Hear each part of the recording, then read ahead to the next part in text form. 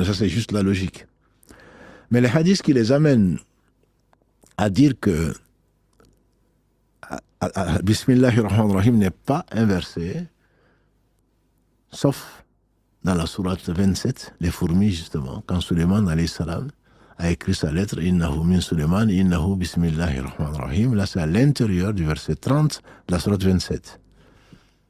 Le hadith Qudsi, rapporté par l'imam Muslim, qu'Allah lui fasse miséricorde, tu le trouveras également dans le Muwatta de l'imam Malik, et tu le trouveras également dans Nasaï, dans Abu Daoud, également dans Tirmidhi.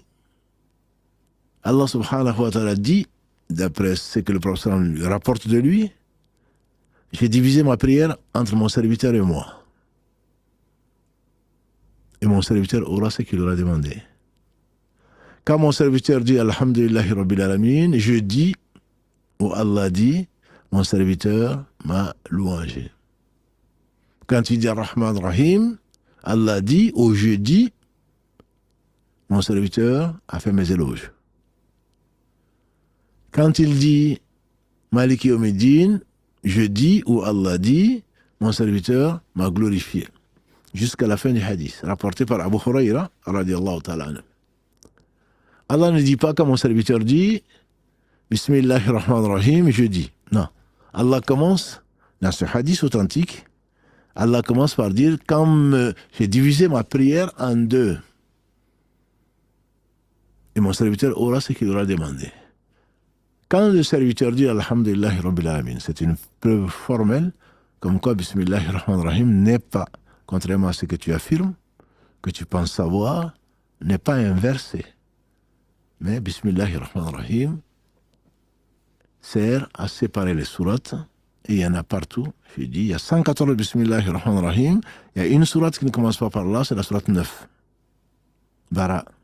Ou la sourate Tawbah, comme on l'appelle, la sourate numéro 9. Et les savants expliquent par le fait que on ne va pas commencer. Allah dit, Allah désavoue, c'est comme ça s'appelle le désaveu. Bara, c'est le désaveu. Allah désavoue le polythéisme. On ne va pas commencer par au nom d'Allah, le miséricordieux par excellence et par essence. Allah désavoue. On dit que c'est une des raisons pour lesquelles elle ne commence pas. Les autres sourates commencent par Bismillahirrahmanirrahim, mais ce n'est pas inversé.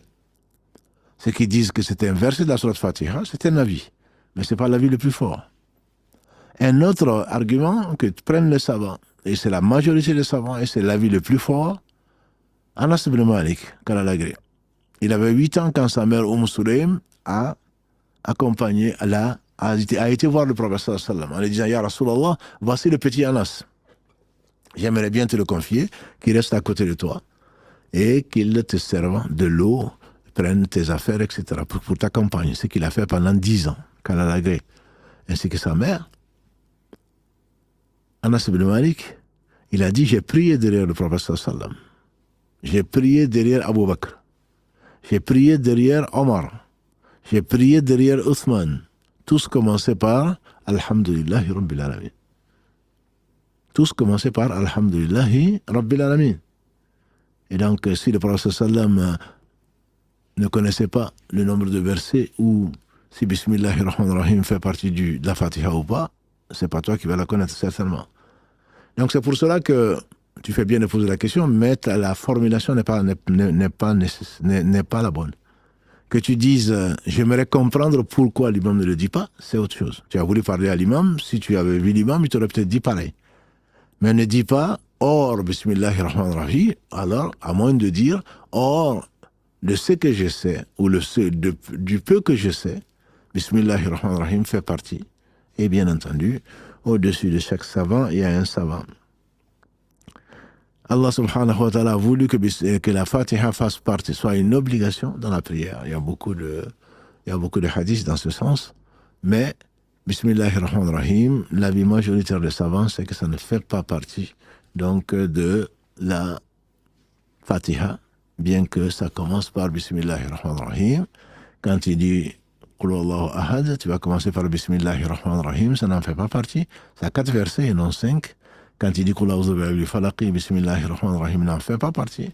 Donc, ne faire partie que de la Fatiha est un avis, effectivement, notamment dans l'école de l'imam Shafi'i, mais c'est pas un avis fort. L'avis majoritaire est certainement le plus fort, pour ne pas dire correct, selon les savants, c'est que la Fatiha a 7 versets, ça commence par Alhamdulillahi Rabbil Alamin, même si l'autre avis existe, mais ce n'est pas le bon avis.